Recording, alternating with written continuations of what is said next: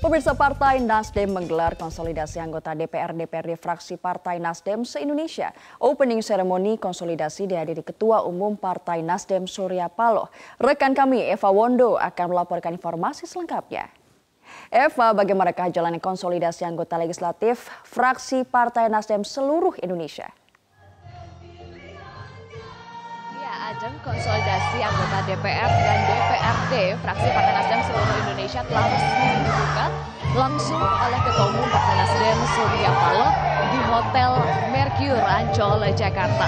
Selain dihadiri oleh Ketua Umum Partai Nasdem Surya Paloh, acara ini juga dihadiri oleh Ketua DPR RI Bambang Susatyo, jajaran fungsionaris Dewan Pimpinan Pusat Partai Nasdem, dan 1.422 anggota DPR dan DPRD Kabupaten Kota serta Provinsi fraksi Partai Nasdem seluruh Indonesia.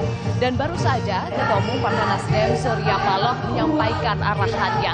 Ada beberapa pesan penting yang disampaikan oleh Surya Paloh dalam arahannya, yakni Surya Paloh menyatakan bahwa Partai Nasdem tidak hanya fokus untuk memenangi pemilu 2019, namun juga menegaskan komitmen untuk menjaga Pancasila sebagai ideologi bangsa. Kita simak bersama pidato yang disampaikan oleh Ketua Umum Partai Nasdem Surya Paloh. Tidak hanya saya mengajak saudara berpikir bagaimana kita memenangkan pemilu serentak pada 17 April 2019 yang akan datang. Tidak hanya itu. Itu jelas perlu. Tidak hanya juga barangkali bagaimana supaya partai ini bisa menjadi 3 besar pada pemilu serentak yang akan datang itu. Bukan hanya itu bagi saya. Hari ini saya galau sebagai anak bangsa ini. Saya resah. Saya merasa gelisah. Saya memikirkan terhadap eksistensi perjalanan kehidupan bangsa ini. Ketika saya menyadari sebuah ancaman besar sudah semakin dekat di depan mata kepala kita. Bahwasanya negara kesatuan Republik Indonesia, Indonesia Raya ini dalam ancaman perpecahan. Dan itu yang saudara harus tahu. Kita tidak bisa lagi taken for granted. Bahwasanya spirit dan semangat berbangsa dan bernegara dengan tetap berpegang teguh pada komitmen ideologi kebangsaan kita itu tetap terjaga setiap saat. Tawaran-tawaran untuk melakukan perlawanan terhadap ideologi kebangsaan ini semakin hari semakin mengeras.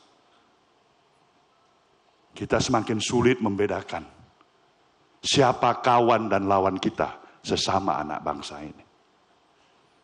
Maka saya pikir tidak salah ketika Bung Karno pernah mengkonstatir ucapannya. Bahwasanya perjuangannya untuk berhadapan dengan penjajah jauh lebih mudah daripada perjuangan kita ketika kita berhadapan dan melawan bangsa kita sendiri. Saya pikir itu ucapan seorang proklamator yang mengingatkan kepada kita. Maka Nasdem perlu memahami dan perlu mencamkan secara sungguh-sungguh dari arti keberadaan saudara sebagai kader partai ini. Tidak ada gunanya Nasdem hebat, besar, dan terus maju, tapi kita kehilangan Indonesia Raya.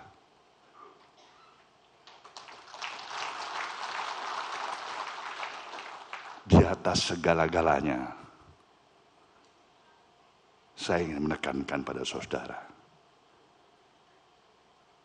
Tidak hanya sekedar ucapan, tapi lahir dari ketulusan dan kesungguhan hati. Kita harus berjanji dan bertekad bersama. Saya mengajak saudara harus kembali mengingatkan komitmen diri kita semuanya.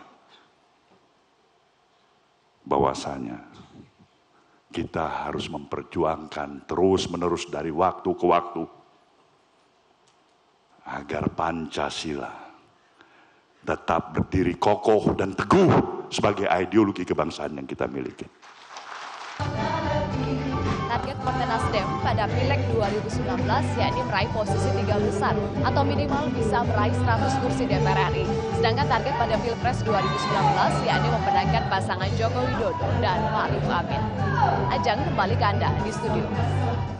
Eva Wondo, terima kasih atas laporan Anda.